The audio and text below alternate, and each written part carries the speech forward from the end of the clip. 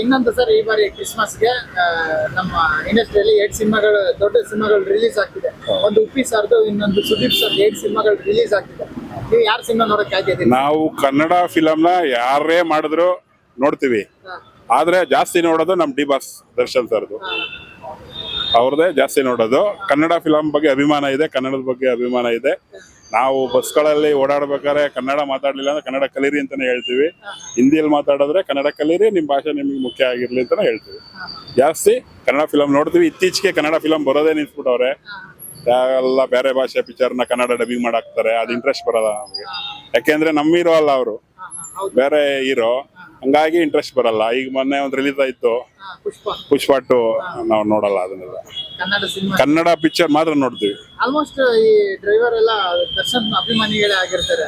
ನಮ್ಗೆಲ್ಲ ಅವ್ರ favour sir. ನಮ್ಗೆ ಬೇರೆಯವ್ರಿಗೆ ಏನಾದ್ರು ಬಿಟ್ಟದೋ ಗೊತ್ತಿಲ್ಲ, ನಮ್ಗೆ Darshan favour, Yash favour. ಇನ್ನೊಂದೇನಂದ್ರೆ delay ಆಗ್ತಿದೆ, ಅವ್ರ ಅಭಿಮಾನಿ ಅದಕ್ಕೋಸ್ಕರ ಕೇಳ್ತಾ ಇದ್ದೀನಿ. ಈ ಕೇಸ್ ಡಿಲೇ ಆಗ್ತಿದೆ ಅಂದ್ರಲ್ಲ, ಏನ್ ರೀಸನ್ ಸರ್? ಪ್ರಪಂಚದಲ್ಲಿ ಏನೇನ್ ಕೆಲಸ, ಕೆಟ್ಟ ಕೆಲಸ ಮಾಡಿದವರೆಲ್ಲ ರಾಜಾರೋಷವಾಗಿ ಓಡಾಡ್ತಾವ್ರೆ.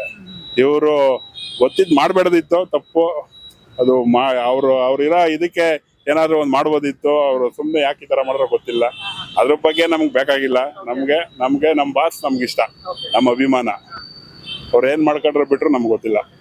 ಯಾಕೆಂದ್ರೆ ಅವರು ರಿಲೀಸ್ ಆಗ್ಬೇಕು ಬೇಗ, ಅವ್ರು ಪಿಕ್ಚರ್ ಮಾಡ್ಬೇಕು, ನಾವು ನೋಡ್ಬೇಕು. ಎಲ್ಲ ಆಗಿದ್ರೆ ಇವಾಗ ಡೆವಿಲ್ ಬರ್ತಾ ಇತ್ತು.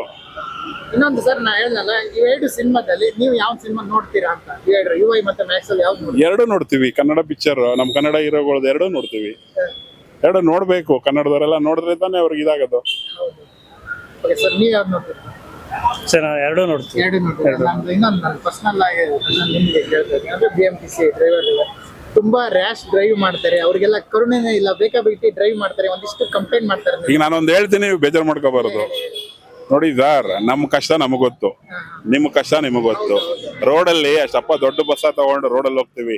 2 ವೀಲರ್ ಅವರು, ಆಟೋದವರು ಯಾವ ರೀತಿ ಓಡಿಸ್ತಾರೆ ಅದು ನೀವು ನೋಡಿ.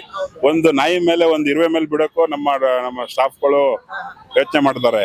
ಮಾತಾಡೋರು ಈಗ ಮೀಡಿಯಾದವ್ರು ಕಿಲ್ಲರ್ BMTC ಅಂತಾರೆ. ಅದು ಅವ್ರಿಗೆ ಏನ್ ಗೊತ್ತು? ನಾವು ಅವ್ರಿಗೆ ಬೈಬೋದು. ಅಲ್ಲೇನು ನಡೆದಿರ್ತದೆ ಅವ್ರಿಗೆ ಗೊತ್ತಿರಲ್ಲ. ಬೆಳಗ್ಗೆ ಎದ್ದು ತಂದೆ ತಾಯಿಗೆ ಮತ್ತೆ ಹೆಂಡತಿ ಮಕ್ಕಳದ್ದು ಆಶೀರ್ವಾದ ತಗೊಂಡ್ ಬರ್ತೀವಿ. ಡ್ಯೂಟಿ ಮಾಡಕ್ಕೆ ಬರೋದು ನಾವು. ರ್ಯಾಶ್ ಡ್ರೈವಿಂಗ್ ಯಾರು ಮಾಡಲ್ಲ. ಎಲ್ಲೋ ಕೆಲವರು ಅರ್ಜೆಂಟ್ ಅಲ್ಲಿ ಮಾಡಿದ್ರೆ ಮಾಡ್ಬೋದು. ಟೈಮು ಸಂದರ್ಭ ಹಂಗಿರುತ್ತೆ ಸರ್. ಟೈಮ್ ಸಿಚುಯೇಷನ್, ಟೈಮ್ ಇರಲ್ಲ, ಹೋಗ್ಬೇಕಿರುತ್ತೆ.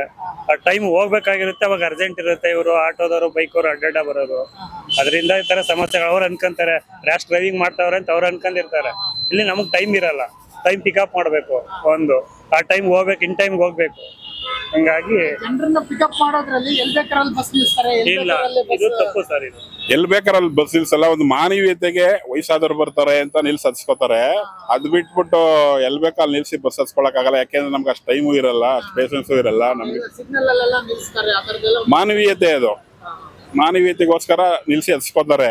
ಆ ತರ ರೂಲ್ಸ್ ಮಾಡಿದ್ರೆ ನಾವ್ ಇನ್ಮೇಲೆ ಏನ್ ಮಾಡ್ತೀವಿ ಅಂದ್ರೆ ಬಸ್ ಸ್ಟಾಪ್ ಅಲ್ಲಿ ಹತ್ಸ್ಕೊತೀವಿ, ಬಸ್ ಸ್ಟಾಪ್ ಅಲ್ಲಿ ಇಳಿಸ್ಕೊತೀವಿ. ಟ್ರಾಫಿಕ್ ಜಾಮ್ ಆದ್ರೂ ಅಡಿಕೆ ಇಳಿಸಲ್ಲ, ಯಾರು ನೆಗೆದೋದ್ರು ಅಡಿಕೆ ಇಳಿಸಲ್ಲ. ಅವಾಗ ಬೈಕೋತಾರೆ, ಸರಿ ಇಲ್ಲ ಬಸ್ಸರು ಅಂತಾರೆ.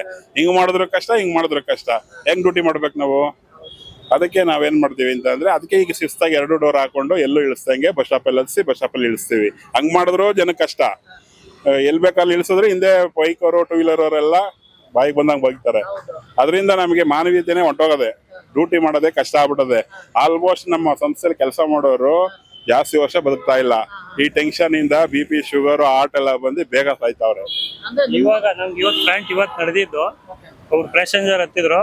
ಅವ್ರು ರಿಕ್ವೆಸ್ಟ್ ಮಾಡಿದ್ರು ಸಿಗ್ನಲ್ ಅಲ್ಲಿ ಇಳಿಸಿ ಅಂತೇಳಿ. ನಮ್ಮ ಡ್ರೈವರ್ ಡೋರ್ ತೆಗಿಯೋದಕ್ಕೇನೆ ಕಂಡಕ್ಟ್ರೆ ನೀವ್ ಹೇಳಿ ತೆಗ್ಸಿ ಡೋರ್ನ ಅಂತೇಳಿ ಕತ್ತುಂಪಟ್ಟಿ ಹಿಡ್ಕೊಳಕ್ ಬಂದಿದ್ರಿ. ಇವತ್ತು ತೆಗ್ಸ್ರಿ, ನಾನು ಅರ್ಜೆಂಟ್ ಇದೆ, ನಾನು ಎಲ್ಲ ಹೋಗ್ಬೇಕು, ಯಾಕೆ ತೆಗ್ಸಲ್ಲ ನೀವು? ನಮ್ ಸಮಸ್ಯೆಗಳು 108 ಇರ್ತವೆ ಅಂತ ಈ ತರ ಸಮಸ್ಯೆಗಳು ಮಾಡ್ತಾರೆ. ನಿಮ್ಗೂ ಕೂಡ ಒಂದಿಷ್ಟು ಜನ ಅವತ್ತೇ ಶಬ್ದಗಳಿಂದ ಸರ್ ತುಂಬಾನೇ ಆಗಿರುತ್ತೆ. ಕೆಲವರು ಖುಷಿಯಿಂದ ಮಾತಾಡ್ತಾರೆ, ಕೆಲವರು ಬೈತಾರೆ. ಅದೆಲ್ಲ ನಾವೇನು ಮಾಡಕ್ಕಲ್ಲ. ಹೋದ್ ಜನ್ಮದಲ್ಲಿ ತಂದೆ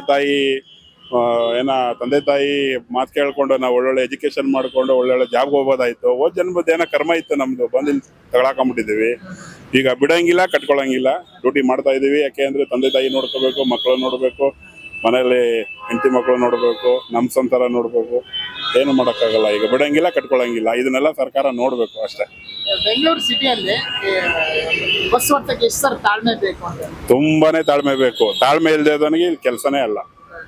ಜನ ಹೇಳ್ತಾರೆ ಅವರು ರ್ಯಾಶು ಪಾಶು ಅಂತ. ಅಲ್ಲಿ ಬಂದು ಡ್ಯೂಟಿ ಮಾಡಿದ್ರೆ ಆ ಗಾಡಿ ಕಂಡೀಷನ್ಗಳು ಎಲ್ಲ ನೋಡಿದ್ರೆ ಗೊತ್ತಾಗುತ್ತೆ ಅವ್ರಿಗೆ. ಗೊತ್ತಾದ್ರೆ ಜನಗಳು ಹೇಳಲ್ಲ, ಜನಗಳನ್ನ ಮೆಚ್ಚಕ್ಕಾಗಲ್ಲ. ಒಳ್ಳೇದ್ ಮಾಡ್ರೆ ಸಭಾಷ್ ಅಂತಾರೆ, ಕೆಟ್ಟದ್ ಮಾಡ್ರೆ ಬೈತಾರೆ. ಅವೆಲ್ಲ ಸಾಮಾನ್ಯ ಅಂದ್ರೆ ಅವ್ರು ಆತರ ಹೇಳೋದು ನಿಮ್ಗೂ ಕೋಪ ಬರುತ್ತೆ. ನಾನು ಏನಾದ್ರು ಹೇಳ್ಬೇಕಂತ ಅನ್ಸುತ್ತೆ ನಿಮ್ಗೆ? ಅನ್ಸುತ್ತೆ. ಕೋಪ ಎಲ್ಲಾರ್ಗೂ ಬರುತ್ತೆ ಸರ್, ಪ್ರತಿಯೊಂದು ಚಿಕ್ಕ ಮಗುಗೂ ಬರುತ್ತೆ. ಕೋಪ ಬರುತ್ತೆ ಅಂತ ಅನ್ಬಿಟ್ಟು ಕೋಪದ ಕೈ ಬುದ್ಧಿ ಕೊಟ್ರೆ ಕೆಲಸ ಕಳ್ಕೋಬೇಕು, ಇಲ್ಲ ಅಂತ ಅಂದ್ರೆ ಕಾಯಿಲೆ ಬರ್ಸ್ಕೋಬೇಕು ಅಷ್ಟೇ. ಕಮಿಟ್ಮೆಂಟ್ಗಳು ಇರುತ್ತೆ. ಈಗ ನಾವು ಕೋಪ ಮಾಡ್ಕೊಂಡು ಡ್ಯೂಟಿ ಮಾಡೋಕ್ಕಾಗಲ್ಲ. ಕೋಪ ಮಾಡಿದ್ರೆ ಎಲ್ಲಾರ ತಾವು ಜಗಳ ಮಾಡ್ಕೊಂಡು ಮಾಡಕ್ ಹೋದ್ರೆ ಏನಾಗುತ್ತೆ, ಏನೋ ಒಂದು ಹೆಚ್ಚು ಕಮ್ಮಿ ಆದ್ರೆ ನಾವೇ ನೋಡ್ಬೇಕು, ಸಫರ್ ಆಗ್ಬೇಕು. ಹಂಗಾಗಿ ನಾವು ಕೋಪ ಮಾಡ್ಕೊಳ್ಳಲ್ಲ, ಅಲ್ಲಿ ಮಾಡಿದ್ದು ಅಲ್ಲಿ ಬಿಟ್ಬಿಡ್ತೀವಿ. ಒಳ್ಳೆ ಸರ್ವಿಸ್ ಕೊಡ್ತೀವಿ ಸರ್ಕಾರಕ್ಕೆ, ನಮಗೆ ಸಂಸ್ಥೆಗೆ ಒಳ್ಳೇದಾಗಬೇಕು, ಅಷ್ಟೇ ನಮ್ಮ ಧ್ಯೇಯ. SS ಟಿವಿ ಸಿನಿಮಾ ಜಗತ್ತಿನ ಕ್ಷಣ ಕ್ಷಣದ ಸುದ್ದಿಯೊಂದಿಗೆ.